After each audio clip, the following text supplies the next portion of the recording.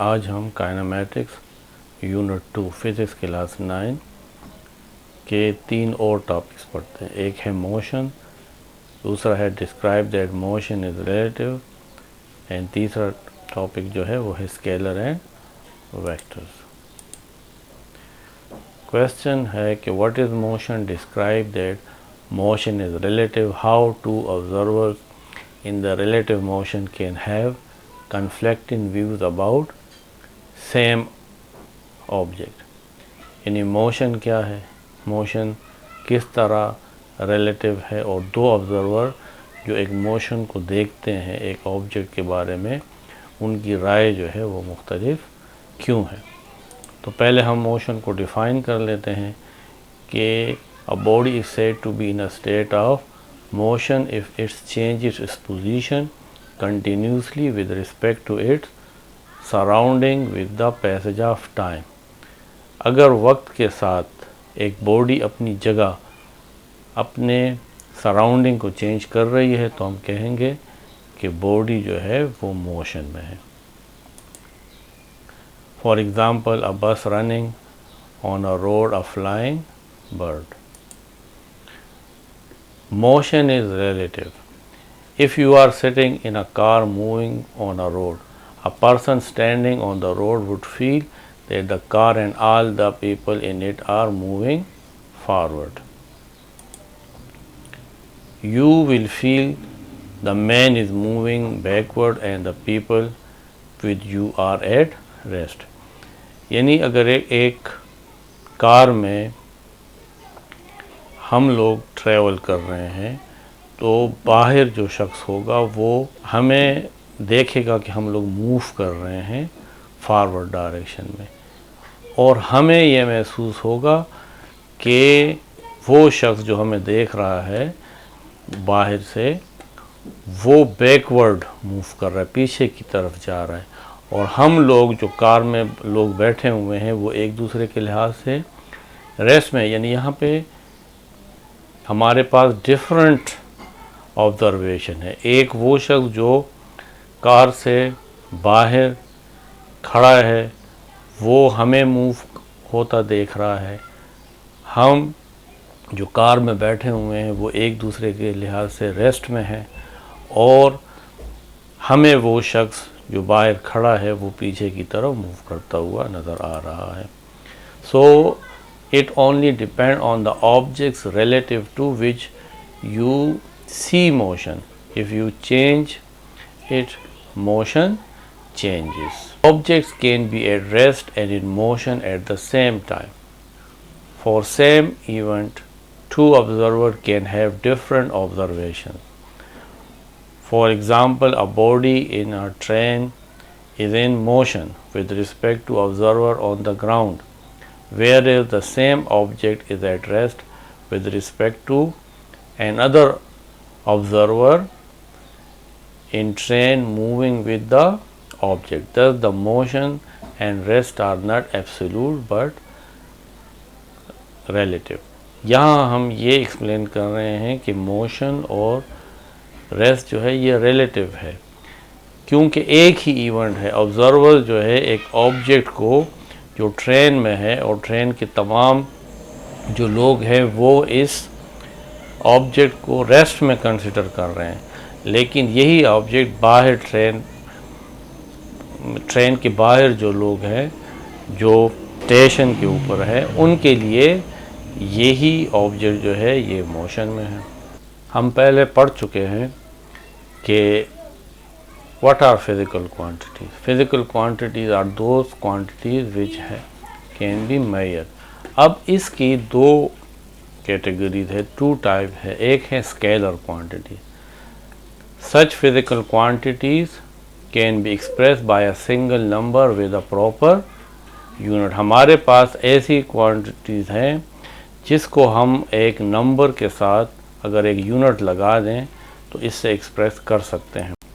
किस तरीके से, यहाँ पे देखें, हमारे पास हम कहते हैं कि ये हमारे पास 5 किलोग्राम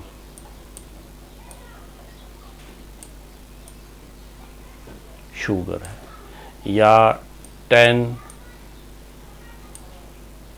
मीटर डिस्टेंस है। ये हमारे पास स्केलर क्वांटिटीज़ है।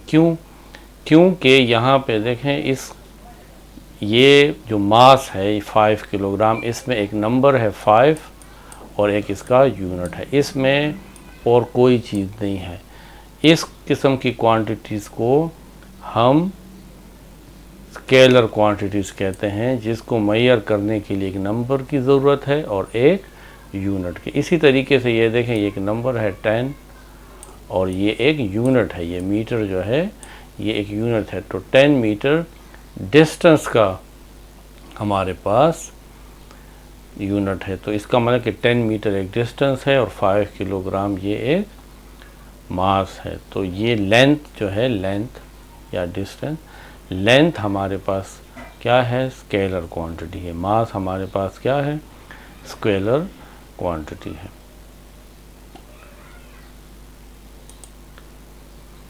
अब अगर आप देखें, आपके पास दूसरा है वेक्टर क्वांटिटी है। Vector quantity need both a magnitude and direction. Example include velocity, force, momentum, angular velocity and electric field. हमारे पास ऐसी भी क्वांटिटीज़ है जिसमें मैग्नीट्यूड और डायरेक्शन की ज़रूरत है। इस तरीके से फोर्स है हमारे पास, फोर्स। अब फोर्स क्यों वेक्टर क्वांटिटीज़ है, वो इसलिए कि अगर हमारे पास, हम कहीं पे जाते हैं किसी शॉपिंग हॉल में, वहाँ पे ये डोर है। अब जब हम इसके करीब जाते हैं तो हम इसको खोलेंगे, लेकिन हमें ये अब पता नहीं है कि हमने इसको बाहर की तरफ खींचना है या फोर्स अंदर की तरफ लगानी है ताकि ये खुले। इसलिए फोर्स जो है ये वेक्टर क्वांटिटी है। इसमें मैग्नीट्यूड यानी कितनी फोर्स लगानी है और किस डायरेक्शन में लगानी है। तो ऐसी क्वांटिटीज़ जिसमें हमें मैग्नीट्यूड और डायरेक्शन दोनों की ज़रूरत होती है, वो हमारे पास वेक्टर क्वांटिटीज़ है। अब इसमें ये फोर्स तो मैंने आपको समझा दिया, बाकी जो क्वांटिटीज़ हैं वो अभी हम सही तरीके से नहीं समझ सकेंगे, क्योंकि हमने इसे आगे जाके पढ़ने हैं। तो तब आपको ये तमाम क्वांटिटी समझ में आ जाएंगी कि ये असल में क्या है, ये हमारे पास वेक्टर क्वांटिटीज़ है। अब graphical representation of a vector.